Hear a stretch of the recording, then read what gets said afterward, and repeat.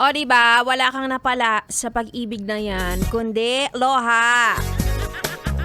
Yan na nga ba sinasabi ko eh. Sa araw-araw na nabubuhay ka, ang tanging goal mo lang ay magkaroon ka ng kaharutan, kalandian o kaya naman jowa. Yan ba ang number 1 sa iyong bucket list? Bakit? Mga yes, pre na yung Bagets Me, Ganda Wanda, kasama nyo pa rin dito sa 101.1 Yes FM. Gets ko naman dahil nga naman iba talaga ang pakiramdam ng may nagmamahal. Ano ba? May lumalambing. Ikaw ba, ayaw mo ba nang nilalambing ka? Diba gusto mo yan, yung iyayakap-yakap ka ng patalikod, kahit may tumutusok.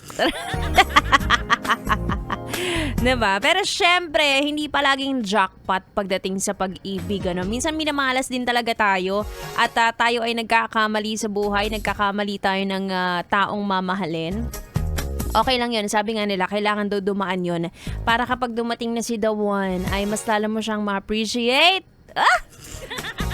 Diba? Yung mga maling relationship mo ay nire-ready ka para sa tamang tao. O diba? Baka ganun din siya. As of now, meron din siyang jowa at namumroblema din siya.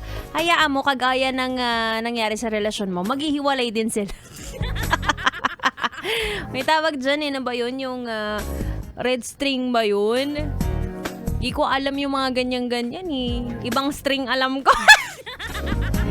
String sa gitara. Asya. Bago ba mabunta sa kung saang string ito, eto na yes, friend, meron ang nanalo sa ating ACS. Pera-pera lang yan, promo. ACS! Pera lang yan! ACS! Pera lang yan! ACS! Congratulations! Talaga namang masaya ang kanyang Friday. Meron ang nanalo ng 500 pesos. Are you ready? Congratulations to you and to your face. Bing Bing Dasalia!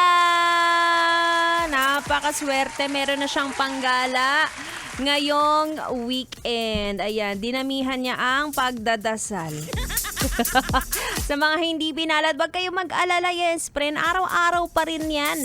Dito sa Yes FM, abangan lang kung sinong DJ ang mamimigay ng 500 pesos. Siyempre, hatid yan sa atin, no? ACS! Pera lang yan! ACS! Pera lang yan! ACS!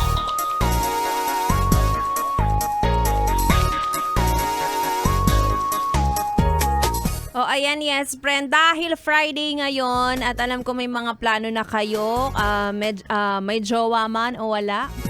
Yung iba dyan nagpaplano na ng gala with family, friends, o kaya naman me time, ganyan. Hindi pa laging kailangan jowa ang kasama tuwing weekend, ha? May iba pang tao sa paligid mo, ha? Sinasabi ko sa'yo, wag mong paliitin ang mundo mo. Yung iba naman, yung jowa daw nila ang kanilang best friend. Sana all! Anyway, sige na sa aking pagbabalik. Ito feeling ko, itong tao na to pag nagka-jowa, yung jowa niya yung best friend niya lang din. Pero feeling ko hindi pa rin exempted yung jowa niya sa hindi niya pagiging pala-reply. Diba? Ganun si B-Boy. Nagreklamo. Dahil yes, friends, sa aking pagbabalik, eto na nga ang tugtugan at kantahang pangdalawahan. Yes, duet na yan. Kaya naman tuto ka lang dito lang sa 101.1 Yes FM Solid.